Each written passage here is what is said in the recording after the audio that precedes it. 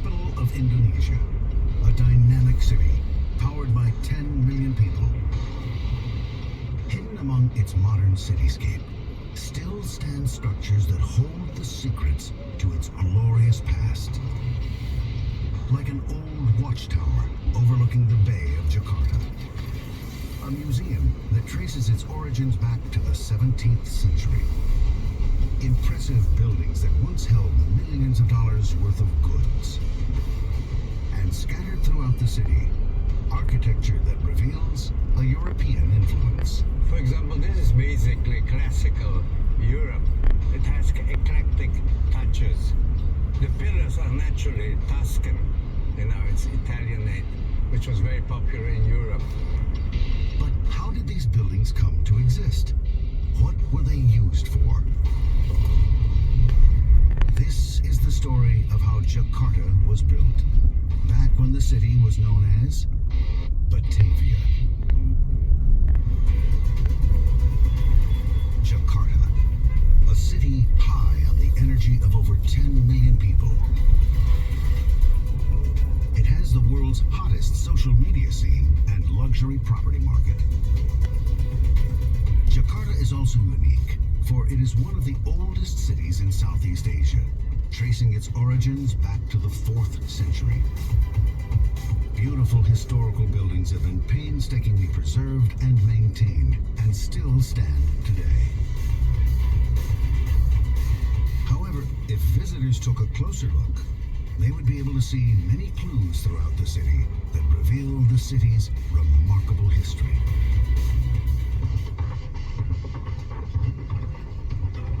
In the north of this modern megacity is an amazing remnant of the past.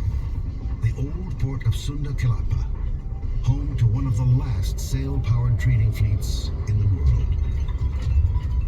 Back in the 1600s, the ships were slightly bigger, but not much bigger, because don't forget they were all made of wood. So are these. These are the last ships to be made out of wood. Up until today, these historic pinnaces are still used to transport goods within the region. They can also be chartered as private cruise ships and unique live-on-board diving ships in Jakarta. By the 16th century, Indonesia was a collection of independent kingdoms. The port was now a magnet for regional traders seeking their fortunes. If they came from the east, from Amboina and the Moluccas, they would bring the spices. But when they came from the north, from China, they brought porcelain, tea. But there were new ships in town that would change the face of the area. These were Dutch ships on a quest for one of the era's most precious commodities, spice. In particular, nutmeg and cloves. And then, of course, the nutmeg, still very expensive. In the 17th and 18th century, it was about 4 guilders a pound. That means that you had, as a carpenter, to work 4 weeks, that's nearly a month, to buy that. And so you only bought sometimes if you really needed it for anniversary or special day or something like that. And very nicely smelling. Nutmeg and cloves were expensive because the only place on Earth they grew was a tiny group of islands to the east of what is now Jakarta and Sunda Kelapa. European ships arrived in the area, struggling to control the trade of these two spices. One of the top contenders was the Dutch East India Company, or VOC, whose headquarters were in Amsterdam. Today, it's used as a university building. They rented the building from the city of Amsterdam because they did not know if that whole company would be a success. This was the first center of the board of directors, with the meeting room, the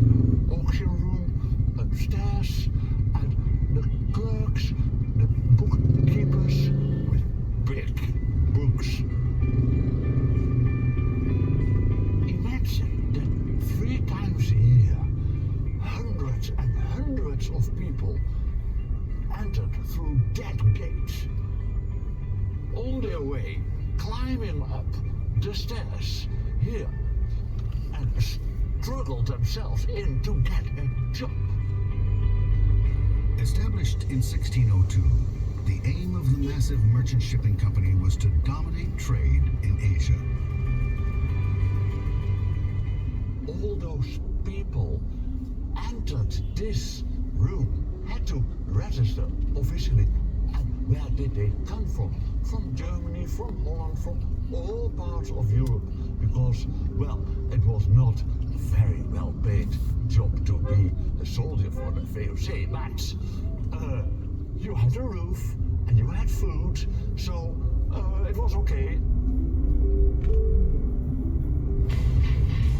The VOC's tools of domination were some of the world's most advanced ships, the East Indiamen. It's just a transport ship. So on its way to Indonesia or Sri Lanka, it brings passengers like soldiers, of course a crew of this kind of vessel, about 220, 240 people, and then 100 plus soldiers, artisans, and some very special qualified officers. With a crew of 50, each ship could carry over 1,100 tons. In today's currency, the equivalent of over $500 million worth of nutmeg. If you look around, this was a kind of floating machine. The sailorman climbed up, then stood in those ropes, and then they had to lower the sails, square sails. And because they were square, the ship could not sail too sharply, so you have to make very long movements along the seas. So it went very slow. Fleets of East Indiamen were sent on a 9-month voyage to Southeast Asia to win control of the nutmeg and clove trade.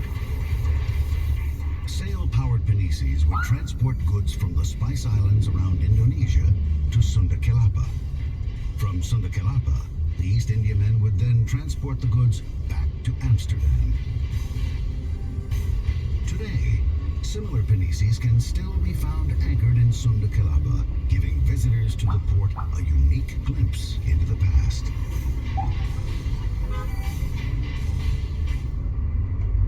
By the early 1600s, the Dutch had gained control of the area's spice islands, which were the world's only source of nutmeg and cloves. To administer them, they colonized what is now North Jakarta and made it their new regional capital. They named the new colony Batavia. The next few centuries would see Batavia transformed into the Amsterdam of the East, helping shape the city to what it is today. Jakarta, capital of Indonesia, once a Dutch colony known as Batavia. Its markets sell one of the most precious commodities of the past, spice. A few hundred years ago, spice was as rare and expensive as designer handbags today. In 1760, 150 grams of nutmeg was enough to buy a year's supply of bread. Up until the early 19th century, the Dutch controlled the world's only source of nutmeg, a tiny group of Indonesian islands. The flow of spice was controlled from present-day North Jakarta, then called Batavia. This was a capital of cash. At that time, the Dutch were businessmen. All the goods had to go through the books. Goods coming from Japan, China, Moluccas, India, they all had to go to Jakarta because the people in Holland, they want to know what is the business here, how much money do they make. Don't forget it was money. Jakarta is a city of money. And Batavia and Jakarta now. The main thing is money. Batavia functioned like the hubs of today's airlines. Goods from Dutch ports in Asia were transported to Batavia and stored there before being transported to Europe for sale. They protected their goods and they wanted to make big business, and even already in the 17th century it was the biggest harbor here and was the best harbor in Asia. When Captain Cook came around the world, came here, he said this is the Onus, a little island in front of in the Jakarta Bay. This is the best shipyard in the world. Dividing Batavia in two was the Ciliwung River. If harnessed properly, it could make the colony even richer.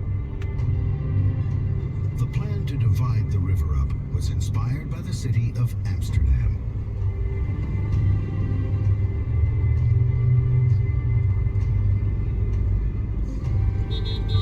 At the end of the 16th century, the city was so expanding, so they needed more space for wharves, for warehouses, and of course for the people. In 1609, they decided to expand the city again. And then they made a beautiful plan of the Amsterdam Canals. It was meant for the people who lived then, worked in Amsterdam, traded in Amsterdam. The canal system was replicated in Batavia. The lifeblood of the plan would be supplied by the Ciliwung River. The main canals were split into smaller canals. The smaller canals acted like Batavia's roads.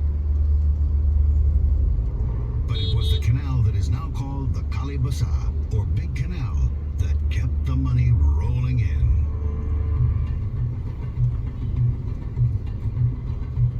Well, let me tell you how it happened, really. The big ships all moored in the road of Jakarta, in the Jakarta Bay. From there, smaller boats would come, and the bigger boats would discharge their goods. These smaller boats, which are really barges, the barges brought the goods, and then they all were sent to the different trading houses on the ground floor, like here. It's still like that. You see those packages? That's all warehouses. The offices were on top. That pattern hasn't changed. Well, that was a warehouse, but now it's an international hotel. This was a warehouse. Here was a Lutheran church, which I believe has become a warehouse too. Clues of the international trade that was being conducted in Batavia can still be found. Near the port of Sunda Kelapa stand two massive warehouses from the mid-17th century.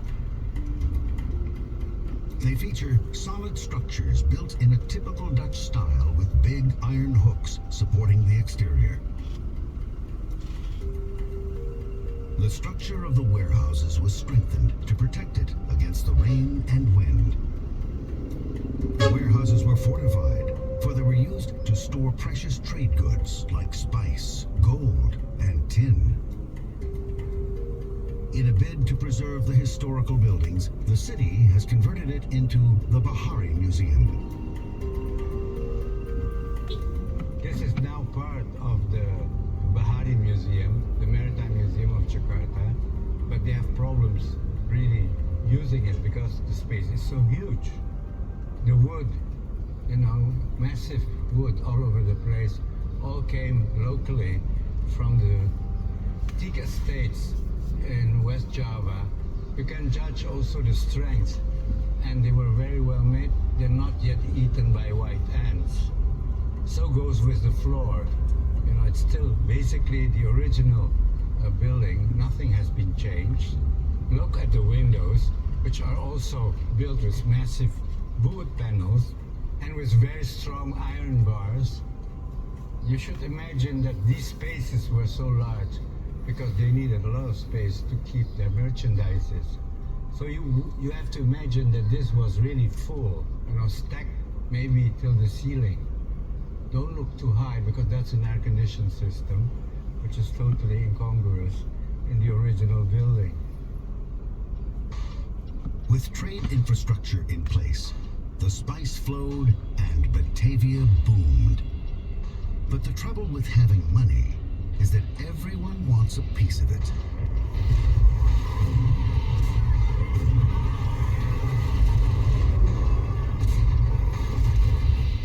Now this was a harbor. So it was very, very well protected. They had to protect it because they were still afraid of pirates. They were afraid of Banten to a certain degree. They were afraid of the English.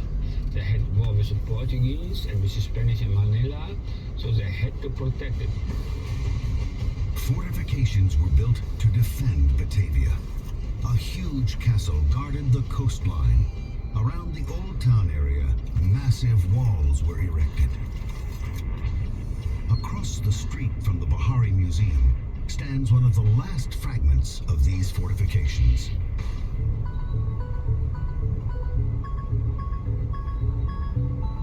This is what we call the Menara Shah Bandar, the Harbor Master Tower, which is at the edge, close to the sea of the city of Jakarta. Although it was part of one fortification system. The tower has been carefully preserved, and a short climb up the stairs gives visitors a fantastic view of the harbor and city. This Harbor Master Tower was basically a lookout point to study who is coming in, which are the boats which are in the bay, and on the other side, maybe for security, for the guards who are looking after the town. So the advantage to be up there is to be able to have the view towards the sea. With trade and infrastructure in place, spice flowed and Batavia prospered. As it grew, the city would soon need a new center for administration. In North Jakarta is the area known as Kota Tua. During the city's colonial past, it was known as Batavia. In the early 1700s, goods worth millions of dollars in today's currency arrived in the harbor. Ships would carry these goods down the main canal.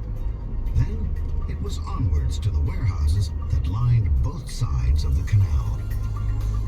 As Batavia grew in complexity, a local center of administration was needed. Its headquarters still stands today, more than 300 years later. This was Batavia's City Hall. Today, the building is the Jakarta History Museum. The 18th century building was inspired by one of the most famous landmarks in the Netherlands, the Royal Palace of Amsterdam. Built half a century earlier, the Royal Palace also served as the former City Hall of Amsterdam. Batavia's City Hall was built in the same classicism style, highlighted by its symmetrical and proportionate design. Both landmark buildings also share a similarly designed signature dome. Batavia's City Hall was a multifunctional building used to administer a wide range of issues, from the management of the canals and streets to even marriage. But what makes the building truly special is the interior, which reflects a unique blend of European and Eastern influences.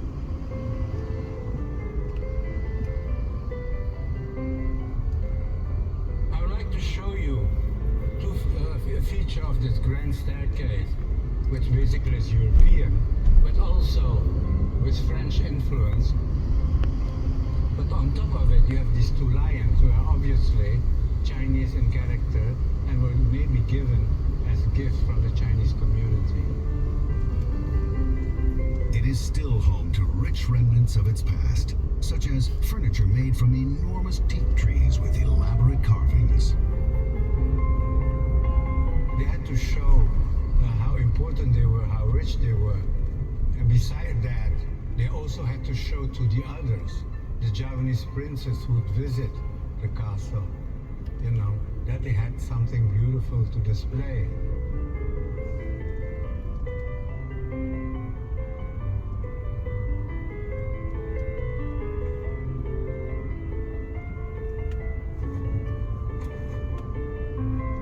its many administrative functions, City Hall was a center for justice. On the second floor of the building was the courtroom.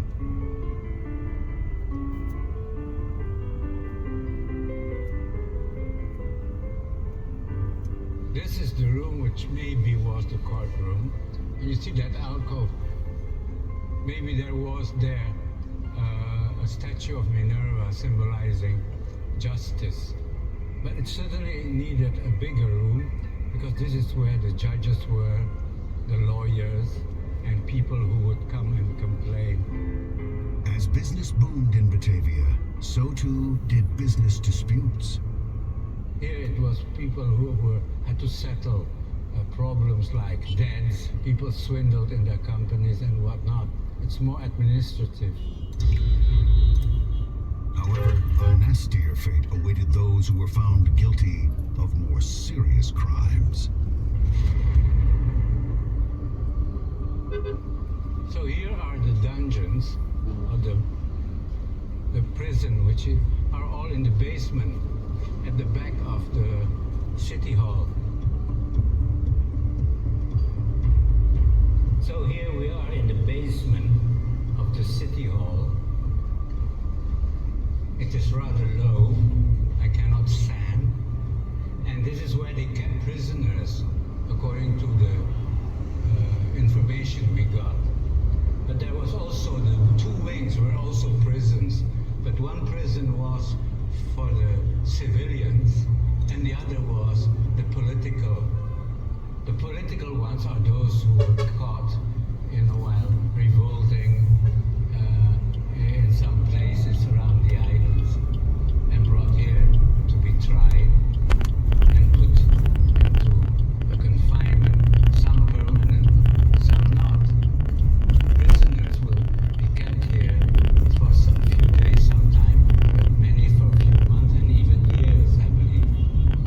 So you can imagine how uncomfortable it was, very humid, it must have been full of mosquitoes, and with such a low ceiling and the humidity and the insects, and maybe worms and whatnot, one can imagine, that many of those kept here for too long just perished.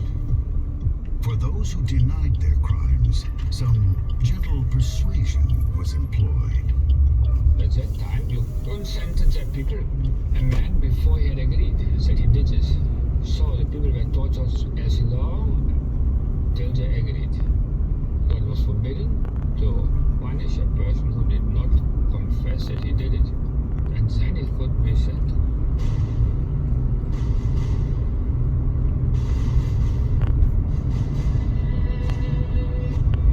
For those who were convicted of serious crimes, executions were carried out in front of the city hall. The public square, now called Fatahila Park. This was the sign of power. So people knew if you do something, it can happen to you too. So it was, in that sense, it is a place of very afraid of. Yeah, very afraid of it. Didn't like it. The square was also a place for Batavia's people to gather, meet each other, and attend public festivals. For many of its inhabitants, it was also their closest source of fresh water. In the middle of the square was a fountain, a replica of which has been built. Naturally, you can imagine that the city, which was a simple European city, had no running water. There are more canals around, and people bathed in the canals. But for drinking water, they took it from such a pump. And all the slaves and the servants from the area would come here and bring a bucket or two of water. For 40 years, Batavia flourished. But in 1733, a mysterious illness struck the city.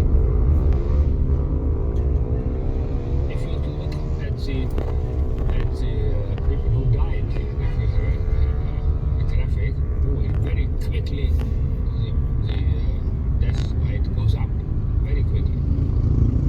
And you had to have big churchyards, big graveyards. One man sit and eat together and drink beer.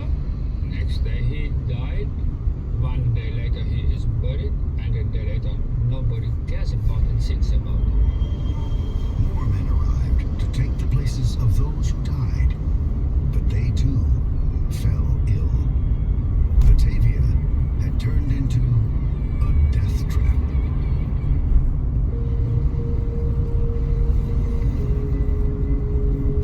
In North Jakarta, the area known as Kota Tua still holds remnants of the city's rich heritage, back when it was known as Batavia. The old warehouses, the city hall, and the canals are just some of the reminders of this era. For the first 100 years, Batavia prospered. The population swelled to 120,000 people, 8 times that of Boston. Then, in 1733, a mysterious illness tore through the city, killing thousands. The mystery epidemic raged for over 60 years. Letters and documents from the era show a strange pattern. The disease killed people who stayed in the city after dark. It peaked during the rainy season. It struck mainly along the coast. With the help of modern science, historians have pieced together a theory. So the question actually started, how do we get cheap and good food for the population who was growing? So make fish ponds, good fish inside, and it's cheap, and the fish populate very quickly, so we have good fish. So they built fish ponds on the northern shore, not far from the city, but not only fish, it's also the mosquito which spread malaria. Each dusk, the mosquitoes descended on Batavia, carrying with them deadly malaria parasites. After they built the fish ponds in the beginning of 1730s, very quickly after 3 or 4 years, a lot of people got malaria.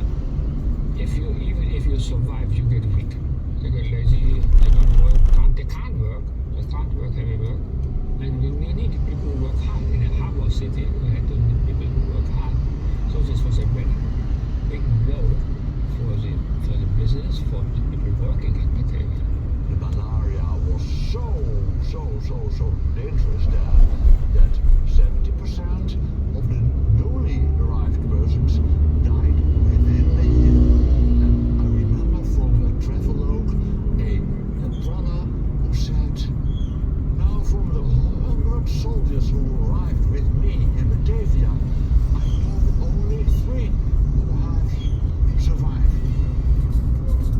Many fled south, away from Batavia. Luxurious country homes soon began springing up outside the city walls. But here too, there were problems. Dutch architecture was unsuited to the hot and humid climate. One of the earliest homes to be built in Batavia is Toko Merah. It was built in 1730, before the malaria epidemic, as the residence of a prominent Dutch official. In 1851, a Chinese trader bought over the building.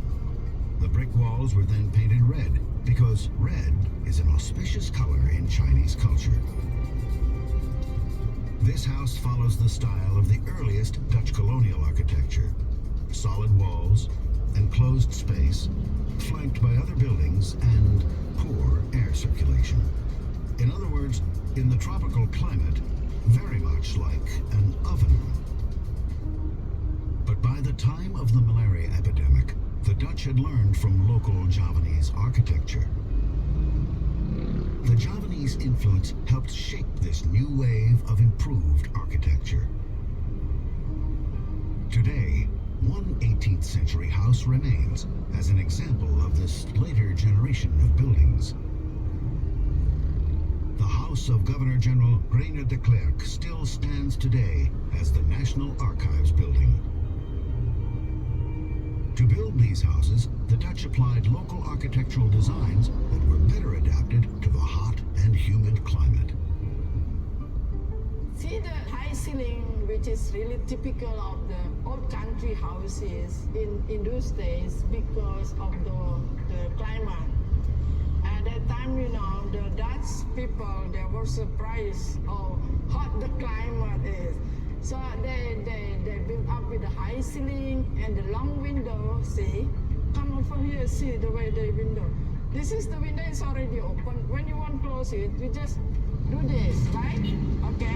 And you want to open it, you up there, but this is so heavy. The high ceilings allowed hot air to rise.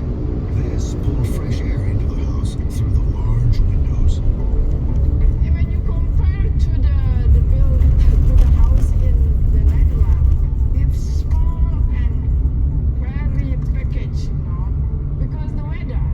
In here you need everything spacious, right? Because of the climate. People in Europe, they use cardboard, they use small areas for sitting room, something like that. They put a lot of things in the room. The thing is because it makes warmer. So for Indonesian, we don't need a lot of things in our room. More Asian touches came from the builders. Why the color is always golden and red? Because all the builders and painters and were the Chinese. Even the Gedung Museum adalah, the painter, the builder is a Chinese. The developer is a Chinese. You're the same. At that time, they use Chinese. Probably the architect can be a Dutchman or European, but who were the person who built the house?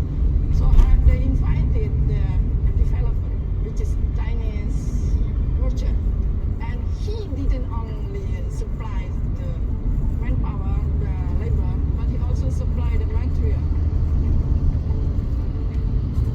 Batavia's diseases were finally brought under control in the 1800s when unnecessary canals were filled, removing breeding grounds for tropical diseases.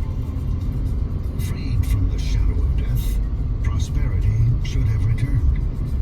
Instead, the city faced a new challenge that would threaten its very existence.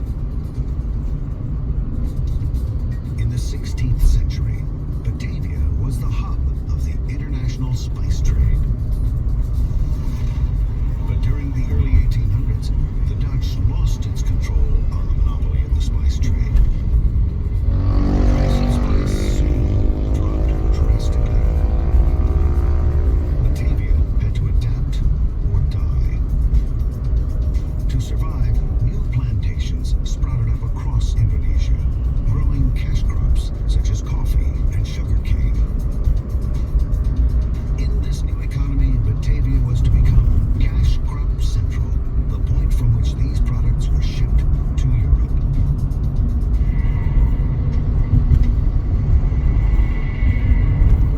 To get the products from plantations to port, thousands of kilometers of roads and railways were built. In 1870, work was completed on the Kota train station. The station was designed by the Dutch architect Frans Johan Laurens Gijsels and has been carefully restored and preserved. The station is extremely unique as it is one of the very rare examples of a Western Art Deco building in Jakarta. This style was only popular for a short period of time, between 1925 to the 1940s. Its style is highlighted by geometric shapes that are repeated many times over. By 1899, it was upgraded to an electric train system, making it the first electric train in Java. Today, the station still plays an important role in Jakarta, helping transport hundreds of thousands of people every year to different corners of Java. The railway system was first built in the Indies before the Netherlands, and it was needed first in Central Java and East Java because of the cultivation of sugarcane, and actually the rest followed. But it was also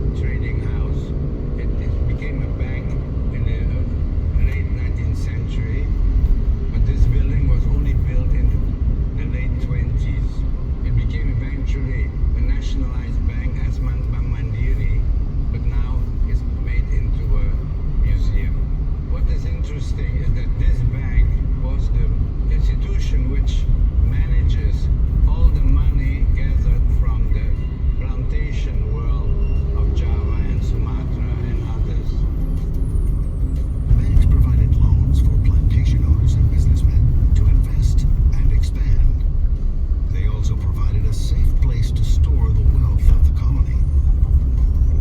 Finance, infrastructure, and plantations were a killer combination. Batavia was now the capital of a hugely valuable colony. The Dutch weren't afraid to flaunt their fortunes. Whenever guests arrived to Batavia, the Rijstafel was served. Rijstafel means rice table in Dutch. It was an impressive feast, serving up to 40 dishes at a time. The magnificent feast reflected the rich diversity of flavors from all corners of Indonesia. Each dish was assembled from different islands, featuring the local spices from that area. Aromatic cloves came from Manado, sweet cinnamon from Sumatra, and smoky panjung from Java. The Rijstafel today is still served at the Oasis restaurant in Jakarta.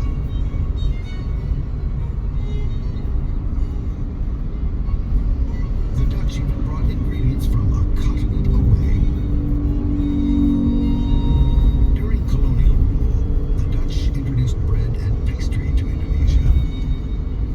This led to the creation of one of Indonesia's favorite snacks. Before the Dutch came here, we don't know how to make pastel. Today we know the pastel was influenced by the Dutch, but the stuff is local, real Indonesia. The Indonesians used pastry from the Dutch to wrap around local vegetables, and the pastel was born. The Dutch even taught the Indonesians how to make one of their most popular desserts, ice cream.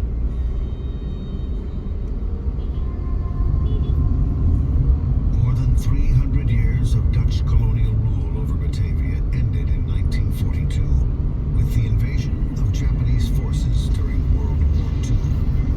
The victorious Japanese renamed the city Jakarta. After Japan's defeat in World War II, Indonesia declared independence on 17 August 1945. Today, Jakarta remains a one-of-a-kind city where buildings from its rich history are still standing. In recent years, Jakarta has embarked on a plan to transform the entire old Kota area of Batavia into a cultural hub for the city. Take a walk around Fathahillah Square, and one can see many buildings that have already been successfully restored and now serve new purposes. On the site of an old Dutch church stands a beautiful Neo-Renaissance style building.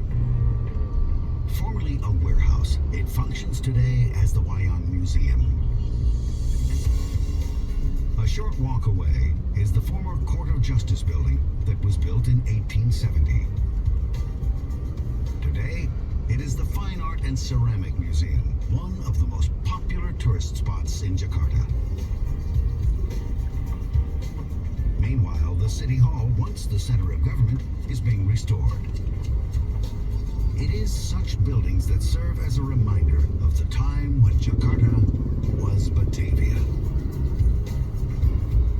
It is important to preserve these buildings because it gives a sense of history inside the city, especially of this older part, because we are here in the middle of what old Batavia used to be, which we call now in Indonesian Jakarta Kota.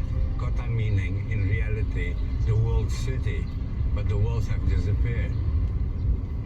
Education-wise, this is a very good example of giving you a feeling about the past through the architecture. Jakarta today stands as one of the few cities that have treasured buildings that have survived since the 17th century. With the restoration works underway to preserve its remarkable history, Jakarta is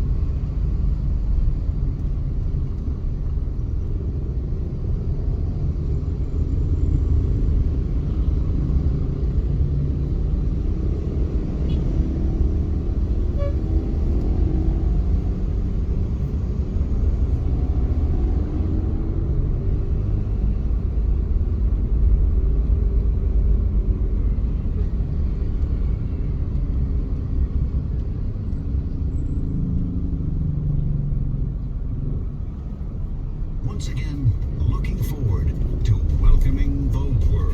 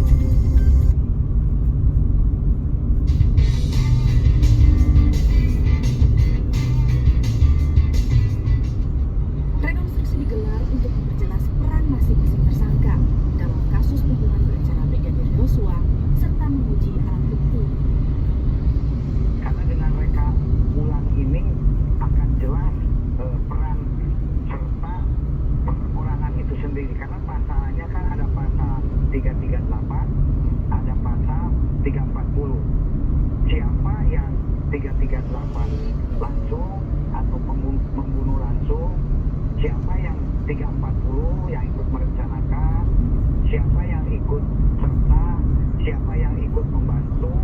Nah di sini masing-masing akan diuji keterangannya.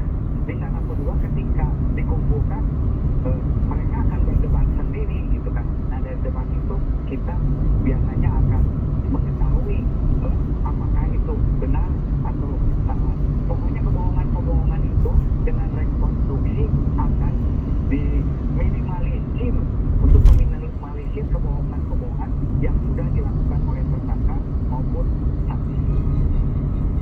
Meski polisi bilang seluruh tersangka akan hadir, Barada Eliezer sebagai justice collaborator atau penguak fakta punya pilihan untuk tidak bertemu langsung dengan mantan bosnya, Verdi Sambo. Tergantung daripada keberanian dari Baradae itu sendiri. Kalau dia tidak berani, itu pilihan ya berarti ya Pak ya? Pilihan. Kita tidak bisa memaksakan, kita harus tetap melindungi. Ya karena udah justice kolaborator itu sendiri gitu kan. Tapi kalau dia udah Pak, saya siap, saya berani. Tapi itu pun juga dengan satu penjagaan yang cukup ketat, perlindungan yang cukup ketat. Jangan sampai begitu datang juga muncul kembali kendala psikologi yang ada di Baradae sehingga dia memberikan jadi pukul. Keluarga Yosua lewat kuasa hukumnya berharap rekonstruksi digelar terbuka. Polisi juga diminta membandingkannya dengan alat bukti lain berupa rekaman kamera pemantau yang rusak serta data komunikasi antara masing-masing orang yang terlibat. Kami sangat menghormati dan kami mengharapkan itu dilakukan secara terbuka sebagaimana umumnya perkara pidana yang sering terjadi di Indonesia itu secara terbuka, tidak ada yang ditutupi. Dan rekonstruksi ini kami juga mengharapkan bahwa sudah berdasarkan alat bukti yang lain. Dalam hal ini adalah CCTV yang pernah disambar petir. Kemudian alat bukti yang lainnya adalah chat komunikasi antara para pihak yang ada di dalam situ. Kemudian juga kita meminta supaya HP almarhum ini betul-betul diperiksa secara detail CDR-nya. Dari hasil penyelidikan tim khusus Polri, sejauh ini total ada 5 tersangka pembunuhan Brigadir Yosua. Yang pertama adalah Irjen Verdi Sambo yang menjadi dalang dan perencana pembunuhan. Lalu Barada Richard Eliezer yang menjadi eksekutor. Bribka Riki Rizal disebut membantu penembakan. Kemudian sopir keluarga Kuat Ma'ruf yang membantu dan menyaksikan penembakan. Dan terakhir, istri Verdi Sambo, Putri Chandrawati yang disebut polisi terlibat perencanaan dengan menjanjikan uang kepada Eliezer, Riki Rizal dan Kuat Ma'ruf. Mereka dijerat pasal 340 subsidi pasal 338 Jungto pasal 55 dan 56 KUHP dengan ancaman hukuman maksimal hukuman mati, penjara 20 tahun atau seumur hidup. Yang masih jadi pertanyaan publik adalah soal motif pembunuhan berencana ini. Akankah terjawab dalam rekonstruksi 30 Agustus nanti? Mana motif yang mana? Bisa saja rekonstruksi itu bisa membuka bisa membuka rekonstruksi tersebut. Tetapi kalaupun tidak bisa membuka, tidak ada soal Karena menurut Anda unsur 340 atau perembunan berencana itu sudah terpenuhi? Sudah terpenuhi karena kemarahan yang muncul akibat peristiwa di Magelang itu Apakah yang terjadi di Magelang hingga membuat Verdi Sambo tega membunuh sang ajudan? Yang jelas, kata Kapolri, hanya ada 2 kemungkinan. Motif ini dipicu adanya laporan dari Ibu PJ terkait dengan masalah yang terkait dengan masalah kesusilaan. Jadi mungkin ini juga untuk menjawab bahwa isunya antara pelecehan ataupun perselingkuhan ini sedang kami dalami. Jadi tidak ada isu di luar itu.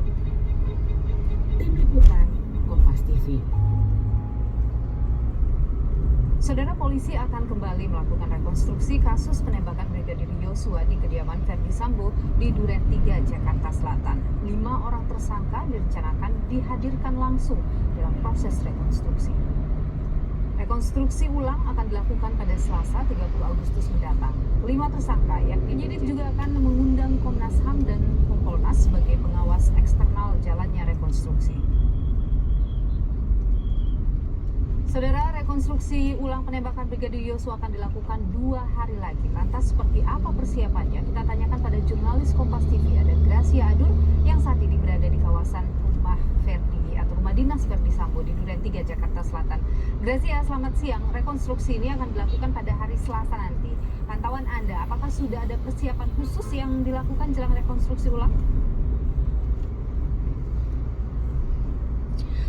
Baik Nilu dan juga saudara, dari pantauan kami pukul 10 waktu Indonesia Barat hingga siang ini masih belum terlihat ada sejumlah petugas yang melakukan persiapan menjelang 2 hari rekonstruksi yang akan dilakukan pada Selasa pekan depan. Yang saya lihat hanyalah petugas keamanan yang memang sudah terbiasa untuk melakukan penjagaan di pos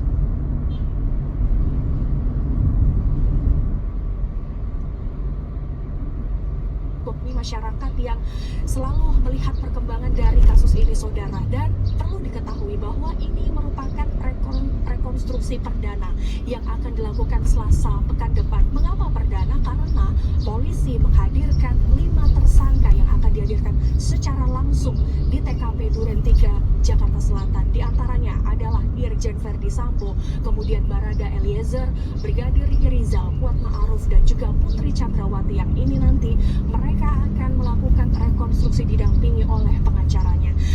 Sebelumnya, saudara, kita tahu bahwa Barada Eliezer ini meminta kepada polisi untuk tidak dijadikan satu tempat dalam proses rekonstruksi dengan Irjen Verdi Sambo agar tidak terganggu psikologisnya. Tapi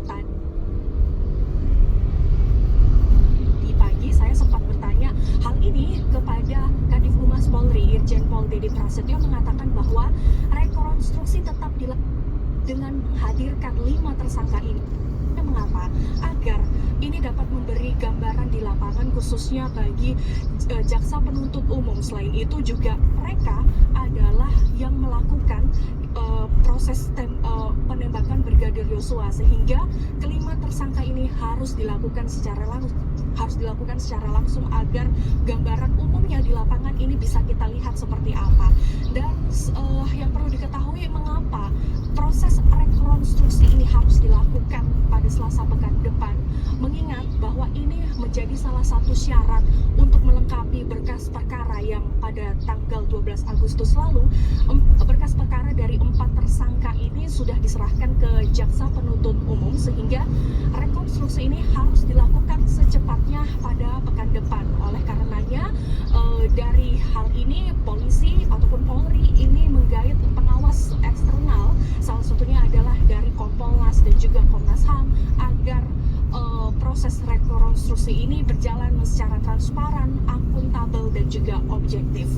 Nilo. Gracia, ini bukan rekonstruksi pertama ya, karena sebelumnya juga sudah pernah dilakukan rekonstruksi di rumah dinas Verdi Sambo ini. Selain soal kehadiran 5 tersangka, apa hal yang membedakan nanti rekonstruksi ini dengan rekonstruksi sebelumnya? Yang sangat membedakan adalah kronologinya, Niluh dan juga saudara. Kalau pada tanggal 21 Juli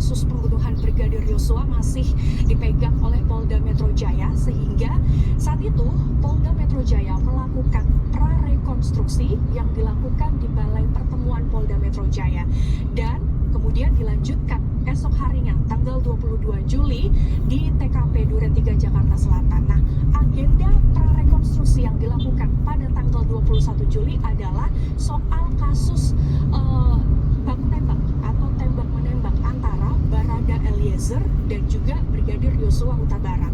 Saat itu polisi masih belum mengumumkan secara resmi seperti dalangnya siapa, kemudian kronologi fakta kebenarannya seperti apa, dan juga barang buktinya masih janggal, sehingga prarekonstruksi rekonstruksi yang dilakukan pada tanggal 21 hingga 22 Juli itu berdasarkan keterangan saksi yang pada saat itu polisi belum menetapkan Barada Eliezer sebagai tersangka. Saat itu Barada Eliezer statusnya hanya sebagai saksi. Kemudian saat itu juga karena barang bukti ini masih dirasa janggal, salah satunya juga saat itu CCTV masih belum ditemukan di dalam rumah dinas ini, maka berkali-kali Puslap 4 kemudian Inafis Polri datang berkali-kali untuk melakukan pemeriksaan TKP. Begitu pula diikuti oleh Komnas HAM yang juga datang ke TKP ini untuk melakukan pemeriksaan TKP dan ditemukan adanya indikasi dengan rekonstruksi yang dilakukan pada Selasa pekan depan adalah besok selain dihadirkan 5 tersangkanya, kronologi besok adalah agendanya adalah soal kasus penembakan terhadap Brigadir Yosua Huta Barat. Jadi ini yang membedakan. Kalau yang tanggal 21 adalah soal baku tembak Barada Eliezer dengan Brigadir Yosua. Kalau yang pekan depan ini adalah kasus penembakan terhadap Brigadir Yosua yang dilakukan oleh kelima tersangka. Untuk lebih lengkapnya saudara, kita mendengarkan pernyataan dari Kapolri. Itu teknis kan, itu biar itu diserahkan kepada tim penyidik. Yang penting semuanya doakan bahwa kita semua tetap seperti komitmen kita, semuanya transparan, tidak ada yang kita tutup-tutupi, kita proses sesuai dengan fakta dan kebenaran, dan itu janji kita. Ya, terima kasih ya.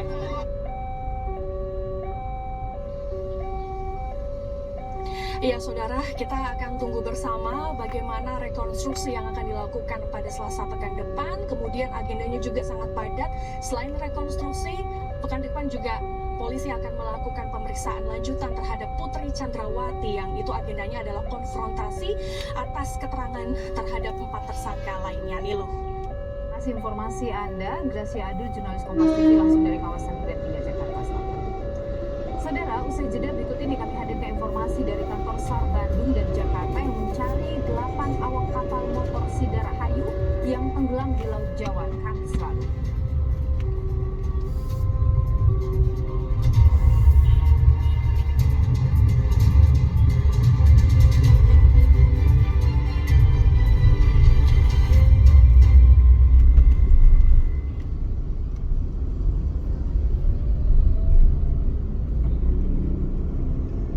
Suatu hari, pengen yang kaya rasa.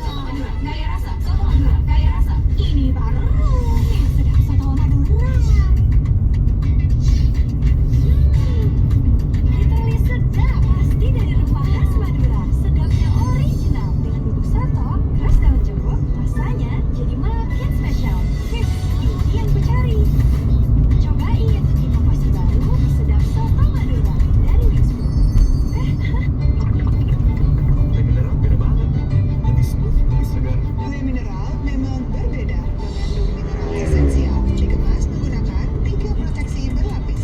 Bikin badan lebih enteng. Teh mineral. Buat kau komedo di wajahmu, baru kau Triple Action Oil and Komedo Defense dengan 3 aksi angkat komedo, lawan minyak berlebih, bersihkan kotoran dan polusi. Kau Triple Action, lawan komedo sampai kaki. Sajadah universal, sentuhan seni dan teknologi. Insya Allah, sholat makin khusyuk. Sajadah universal, pas untuk ibadah. Di masa kehamilan, asupan air mineral sangat penting. Harus terjamin kualitasnya. Untuk itu kita pilih teh mineral. Galaunya begitu bening, selalu baru. Jadi tenang buat aku dan jangan buat hatiku. Galon teh mineral. Hidung mampet, melek, tidur gaya apapun tetap gak enak. Makanya minum Dikom. Tidur jadi pules, nafas plong. Dikom buat hidung mampet. Kecap sedap kedelai hitam spesial kemasan pouch isi lebih banyak cuma 2.000. Beli 6 pouch berhadiah piring cantik. Beli kecap sedap kedelai hitam spesial kemasan pouch berhadiah piring cantik isi lebih banyak cuma 2.000. Yuk pesan sedap setiap hari. Aku pikir semua air mineral itu sama. Teh mineral itu beda, lebih fresh dari yang lain. Teh mineral memang berbeda, mengandung mineral esensial, dikemas menggunakan 3 proteksi berlapis. Segernya. Teh mineral.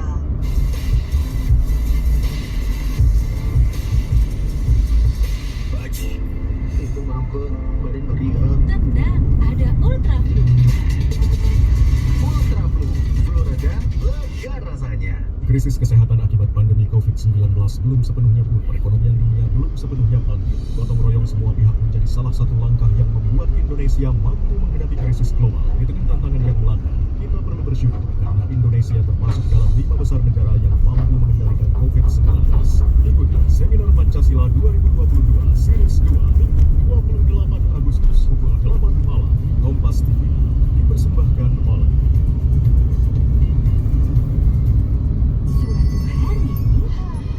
pengen yang kaya rasa. Kaya rasa, soto Madura, kaya rasa. Ini baru yang sedap soto Madura. Literally sedap, pasti dari rempah khas Madura. Sedapnya original dengan bubuk soto, khas daun jeruk, rasanya jadi makin spesial. Ini yang kucari. Cobain inovasi baru di sedap soto Madura dari Wixfood.